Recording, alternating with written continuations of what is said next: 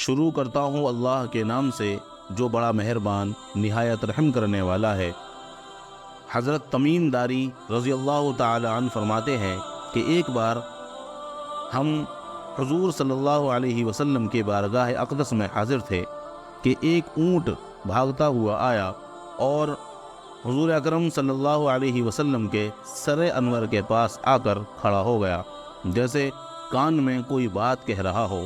آپ صلی اللہ علیہ وسلم نے فرمایا کہ اے اونٹ، پرسکون ہو جا، اگر تو سچا ہے تو تیرا رب تجھے فائدہ دے گا، اگر تو جھوٹا ہے تو تجھے اس جھوٹ کی سزا ملے گی۔ جو ہماری پناہ میں آ جاتا ہے اللہ تعالیٰ بھی اسے امان دے دیتا ہے، اور ہمارے دامن میں پناہ لینے والا کبھی نامراد نہیں ہوتا۔ ہم نے عرض کیا یا رسول اللہ صلی اللہ علیہ وسلم، یہ اونٹ کیا کہتا ہے؟ آپ صلی اللہ علیہ وسلم نے فرمایا، اونٹ کے مالکوں نے اسے ذبح کر کے اسے کھا لینے کا ارادہ کر لیا تھا، تو یہ ان کے پاس سے بھاگ آیا ہے، تمہارے نبی صلی اللہ علیہ وسلم سے مدد مانگی ہے۔ ہم سب ابھی گفتگو میں مشغول تھے کہ اس اونٹ کے مالک بھاگتے ہوئے آئے۔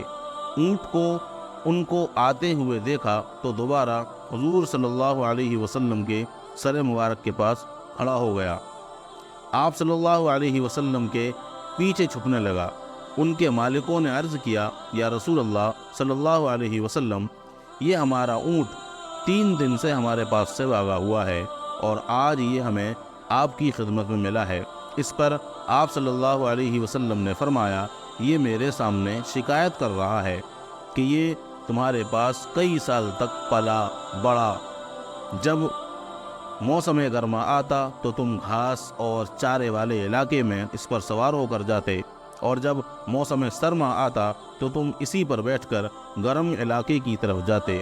اب جب کہ اس کی خستہ حالت ہو چکی ہے اور یہ کمزور اور بوڑھا ہو گیا ہے، تو تم نے اسے ذبح کر کے اس کا گوشت کھا لینے کا ارادہ کر لیا ہے۔ انہوں نے عرض کیا، خدا کی قسم یا رسول اللہ صلی اللہ علیہ وسلم، یہ بات بالکل اسی طرح ہے جس طرح آپ نے فرمایا۔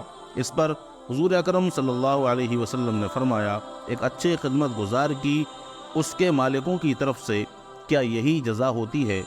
تو وہ عرض گزار ہوئے کہ یا رسول اللہ صلی اللہ علیہ وسلم، اب ہم نہ اسے بیچیں گے اور نہ ہی اسے ذبح کریں گے۔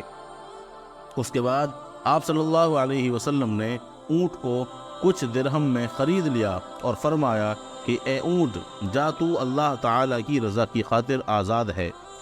اس اونٹ نے حضور اکرم صلی اللہ علیہ وسلم کے سر مبارک کے پاس اپنا منہ لے جا کر کوئی آواز دی تو آپ صلی اللہ علیہ وسلم نے فرمایا، آمین۔ اس نے پھر دعا دی، آپ صلی اللہ علیہ وسلم نے پھر فرمایا، آمین۔ اس نے پھر دعا دی، آپ صلی اللہ علیہ وسلم نے پھر فرمایا، آمین۔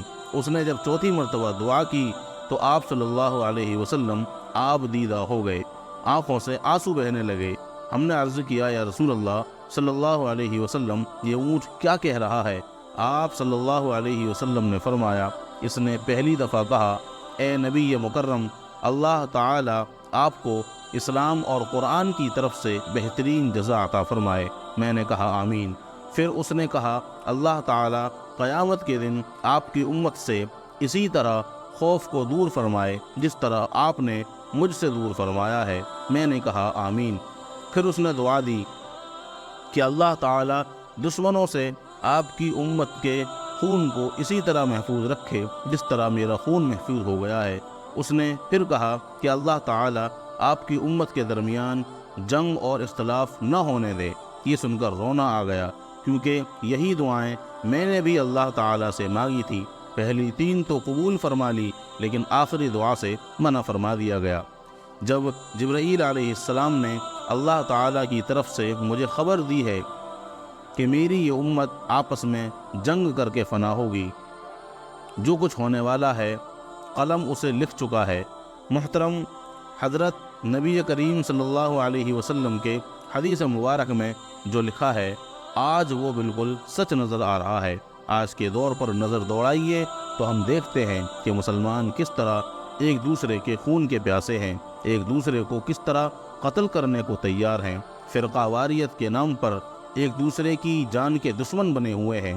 جتنا نقصان مسلمان نے مسلمان کا کیا ہے اتنا شاید کافروں نے مسلمان کا نہیں کیا۔ ہمیں چاہیے کہ ہم اللہ تعالیٰ کی رسی کو مضبوطی سے تھام لیں، فرقہ واریت کو ختم کریں، ایک امت بن جائیں اور آپس کی نفرتوں کو ختم کر دیں۔ مسلمان مسلمان کا بھائی ہے، آپس میں پیار اور محبت سے رہیں۔ اللہ تعالیٰ ہم سب کو سمجھنے اور نیک بننے کی توفیق عطا فرمائیں، آمین۔ پیارے دوستو، ایسے ہی سبق آموز اور اسلامی واقعات دیکھنے کے لیے ہمارے چینل کو سبسکرائب کریں۔ اللہ حافظ۔